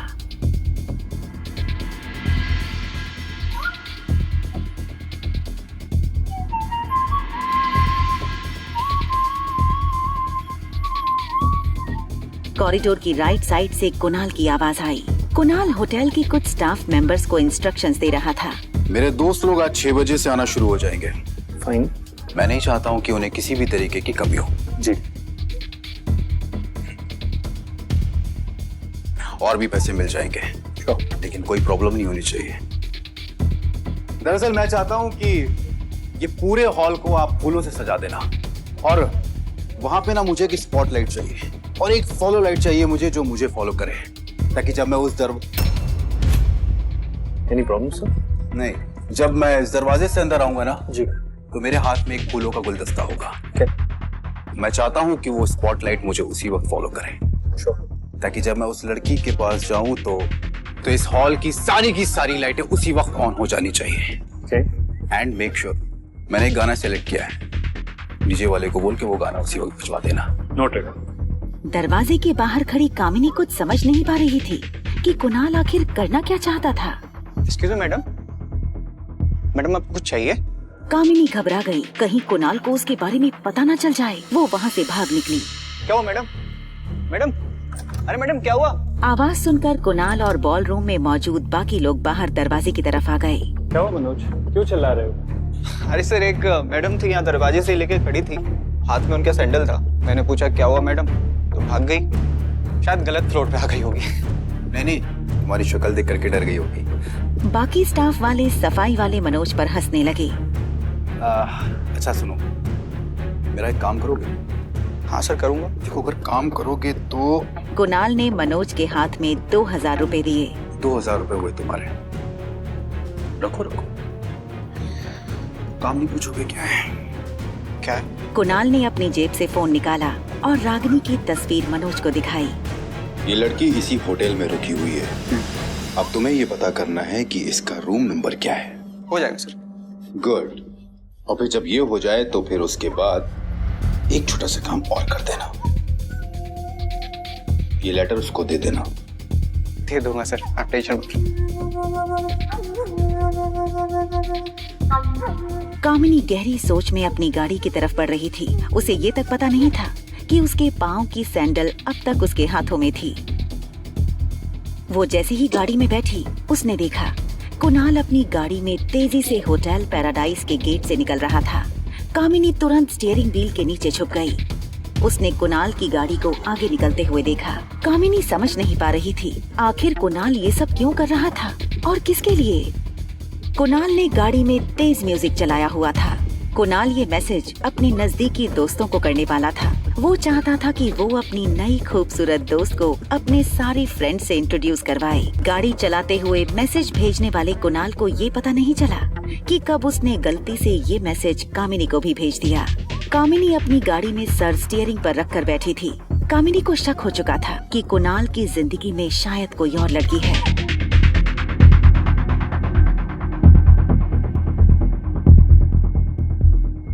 आज शाम 6 बजे होटल पैराडाइज के हॉल रूम में पहुंचा।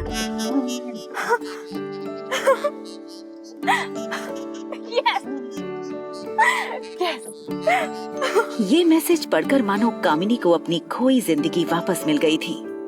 कामिनी को लगा कि सारी प्लानिंग कुणाल ने इसलिए की थी ताकि आज शाम वो कामिनी को शादी के लिए प्रपोज कर सके। बेचारी कामिनी को खुद पर शर्म आ रही थी। उसे लगा कुणाल पर उसे इस तरह शक नहीं करना चाहिए था। अब कामिनी को आज के स्पेशल दिन पर कुणाल के लिए कुछ स्पेशल करना था। कामिनी ने सोचा, अगर आज के दिन अनिका की कंपनी में कुणाल को तोहफे में दूं तो अच्छा सरप्राइज होगा। अनिका उस वक्त रिया के साथ बैठकर उसके स्कूल प्रोजेक्ट पूरे करने में मदद कर रही थी।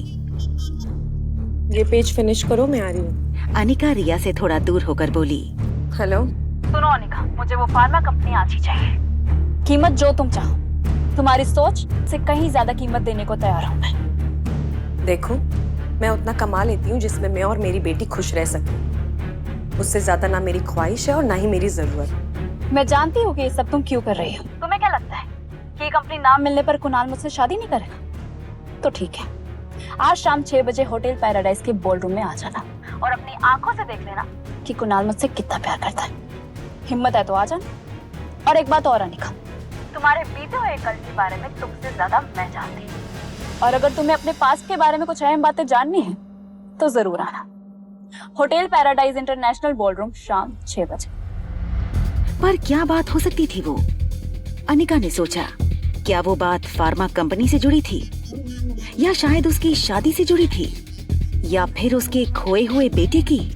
अनिका के मन में ये ख्याल चल ही रहा था कि स्वीट की डोरबेल बजी। मैं खोलूंगी।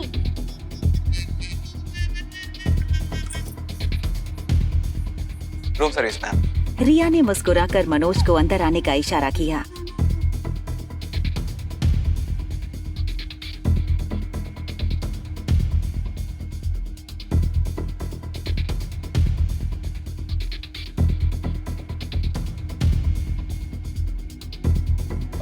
Madam, it's done. ये तो वही मैडम है जिसको लेटर देना है। अनिका ने अपने पर्स से 100 की नोट निकाली और मनोज के हाथ में थमा दी। मनोज ने अपनी जेब से कुणाल का लेटर निकाला और अनिका के हाथ में दे दिया।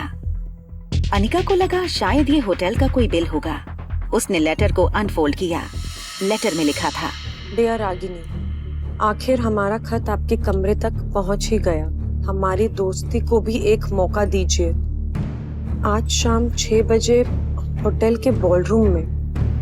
लेटर की लिखावट पर से अनिका ये समझ गई थी कि ये हरकत कुणाल की थी। बस अनिका को ये बात समझ नहीं आ रही थी कि कुणाल अगर आज शाम को बॉलरूम में कामिनी को प्रपोज करने वाला था तो उसने अनिका को वहाँ क्यों बुलाया था। और अगर तुम्हें अपने पास्ट के बारे में कुछ अहम बातें जाननी है तो जरूर आना। होटल पैराडाइज इंटरनेशनल बॉलरूम शाम 6 बजे। तभी अनिका को ख्याल आया कि रूम सर्विस वाला आखिर कुणाल को कैसे जानता है। उससे बात करने के लिए वो तुरंत अपने रूम से बाहर आई, लेकिन मनोज उसे नहीं मिला। रोहित अपने स्वीट में वीडियो कॉन्फ्रेंस के जरिए कंपनी के बोर्ड मेंबर की मीटिंग अटेंड कर रहा था। उसके फोन पर बार बार कंपनी का IT हेड सैम फोन कर रहा था। रोहित को पता था कि सैम के पास जरूर डॉक्टर अमृता की कोई न्यूज होगी।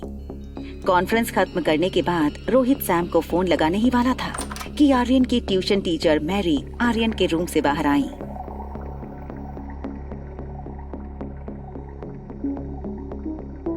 मिस्टर मारवा, आई थिंक आपको मेरी बात मान लेनी चाहिए। उसे स्पेशल बच्चों के साथ स्पेशल स्कूल में भेजना चाहिए। वैसे मैरी कई बार रोहित को ये बात बता चुकी थी, लेकिन रोहित जब भी ये बात सुनता वो बात टालने की कोशिश करता। रोहित को ये बिल्कुल मंजूर नहीं था। Please have a seat. आप बताइए क्या हुआ? Mister Marwah, I don't know how should I explain this to you. Aryan is bad in every subject. अगर कोई बच्चा एक दो सब्जेक्ट में वीक होता तो मैं समझ सकती, लेकिन वो हर सब्जेक्ट में 0 है। EVS जो सबसे सिंपल सब्जेक्ट है वो उसे बोरिंग लगता है। बाकी सभी सब्जेक्ट उसके लिए बहुत डिफिकल्ट है। होमवर्क वो करता नहीं है और ट्यूशंस में वो पढ़ाई में ध्यान नहीं देता। रोहित रोज की कंप्लेंट सुनकर परेशान हो गया था, मगर वो चाहता था कि टीचर उसे यही पढ़ाए। देखिए टीचर, अगर आप कहेंगी तो मैं आपकी सैलरी डबल कर दूंगा। क्या आप कुछ एक्स्ट्रा टाइम निकाल के आर्यन को ट्यूशन दे सकती हैं? I will be very grateful to you.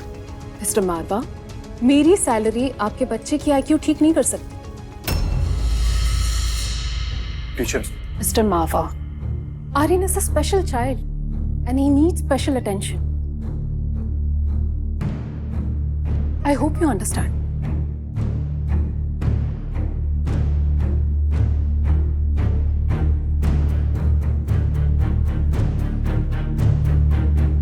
हाँ सर बोलो। सर मैंने मेल की लोकेशन ट्रैक किया है और बहुत ही हैरान कर देने वाली बात है सर, डॉक्टर अमृता ने जिस नेटवर्क के जरिए हमें मेल भेजा है वो मनाली का ही है। एंड गेस व्हाट सर, इस वक्त डॉक्टर अमृता आपके ही होटल पैराडाइज में है। क्या रोहित को पता चल जाएगा कि अनिका ही डॉक्टर अमृता है? आगे की कहानी जानने के लिए देखें अगला एपिसोड सिर्फ पॉकेट FM के YouTube चैनल पर। और एक लड़की को देखा तो के सारे एपिसोड को सुनने के लिए डिस्क्रिप्शन में दी गई लिंक से डाउनलोड करें पॉकेट FM ऐप।